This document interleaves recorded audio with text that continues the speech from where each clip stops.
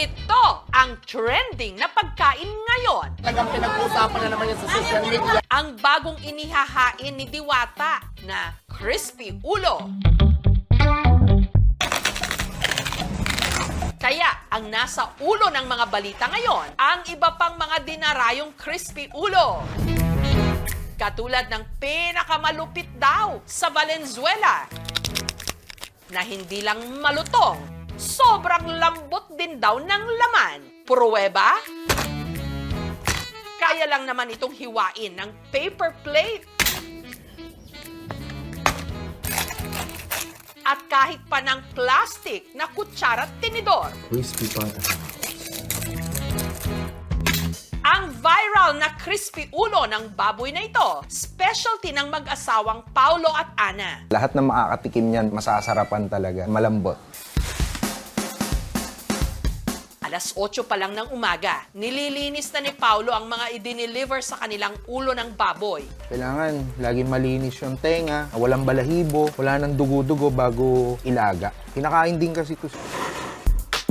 Ginagamitan niya ito ng blowtorch para matanggal ang mga balahibo. Sunod itong binalot sa katsa. Para intact pa rin po siya kahit sobrang lambot, mahahango pa rin natin siya ng buo. Pinakuluan sa kalderong naglalaman ng mga sikretong pampalasa sa loob ng 5 oras. Kaya naman pala, sobrang lambot. Kapag ginawa mo yung kahoy, mas madali siyang lumutong, tas hindi nadadry yung loob. Mas juicy yung loob, pero malutong na yung labas. Pagkahango, pinahanginan muna. At saka isinalang sa kumukulong mantika.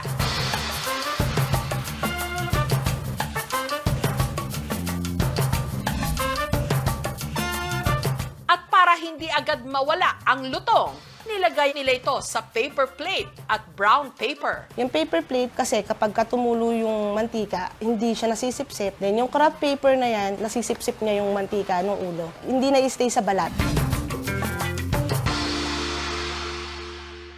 Ang presyo mula 800 to 1,100 pesos, depende sa laki. Pag kinagat mo talagang crunchy, saka yung smoky flavor po talaga, lumalasa sa crispy ulo. Ang kanilang crispy ulo ng baboy, ipinamanang recipe at negosyo raw ng ama ni Ana na si Tatay Pabling. Naisip niyang mag-crispy ulo. Kasi usually, puro lechong ulong buo. Walang nagki-crispy ulo na hati. Tinry niya.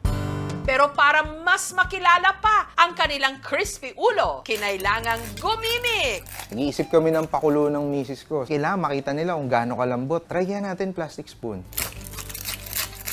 Doon po nagsimula na yung video na yung crispy pata. Mula nung pumatok ang kanilang potok-batok crispy ulo ng baboy, nakakabenta raw ang mag-asawa ng 60 na piraso kada araw at kumikita ng hanggang 100,000 pesos kada linggo. Naapaayos na po namin yung tindahan namin. Naka-help din po kami sa pagpapagawa ng bahay ng parents ko. For me, yun yung pinakamalaking achievement namin. Dito naman sa Pasay City, ang restaurant na ito, anila ang institusyon daw pagdating sa crispy ulo ng baboy. Yung packaging na kilalang kilala na dito sa Pasay, pag may mga inuman, binyagan dito, ginagamit siyang pangregalo. Isa ito sa pinakamatandang restaurant sa buong Pasay. Ipinatayo noon pa raw 1940s. It was late 90s or early 2000 na talagang sinama na siya sa menu. Ang mga ginagamit nilang ulo ng baboy, garantisado raw na sariwa. Hinahangok kasi sa katabilang nilang palengke. Pero dinidedma-dedma lang daw ito noon at wala halos bumibili. Dinadala yung karne sa restaurant, pinapakisuyo, then later on, pinapaluto, tapos yun na yung kinakain nila, pulutan nila. Hanggang kumalat sa Pasay na malutong at talaga namang masarap ang kanilang crispy ulo. Pero imbes na lumaki ang kanilang mga ulo, mas lalo raw nilang pinaghusayan ang pagluluto. Kaya naman nasa 200 crispy ulo raw ang naibibenta nila kada araw. Malaki ang naging projection ng crispy ulo sa restaurant. Naging isa sa mga iconic na dishes. Sobrang lambot nung texture niya. Pag kinakain mo siya, magme-melt talaga sa bibig mo yung lasa niya.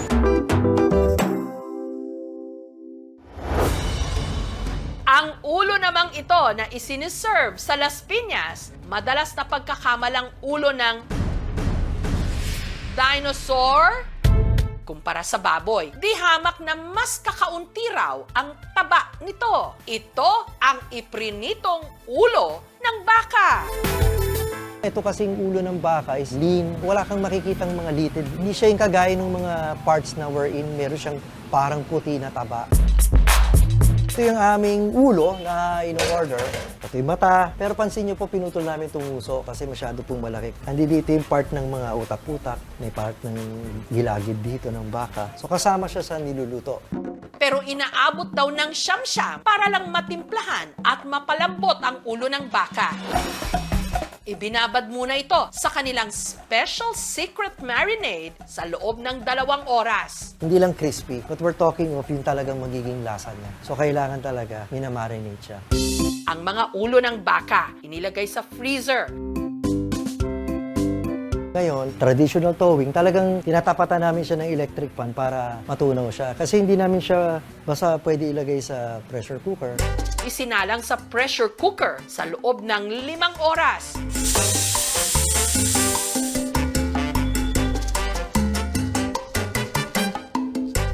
Pagkatapos, iprinito sa kumukulong mantika.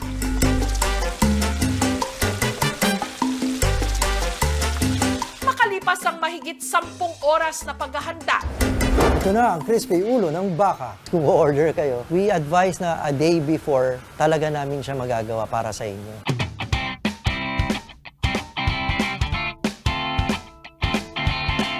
Malinamnam siya, tapos malambot, saka hindi siya oily.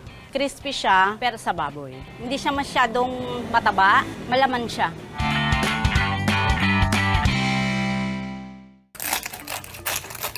Makukuha lang natin siya is high protein. Pero kasi once na sumobra ka, magkakaroon ka ng saturated fat, especially po sa ulo, kasi more on balat na yung makukuha mo doon. Magkakaroon tayo ng mga cardiovascular diseases kasi mag-elevate yung mga cholesterol level natin, tataas yung blood pressure mo, so pwede ka mag-lead ng stroke. Okay lang naman kumain, pero dapat occasionally lang. walang duda, pamatay sa sarap ang crispy ulo. Mahirap tanggihan. Pero tandaan po, napakataas din ang kolesterol ng mga ito. Kaya hinay-hinay lang. Huwag matigas ang ulo. Thank you for watching, mga kapuso. Kung nagustuhan niyo po ang videong ito, subscribe na sa GMA Public Affairs YouTube channel. And don't forget to hit the bell button for our latest updates.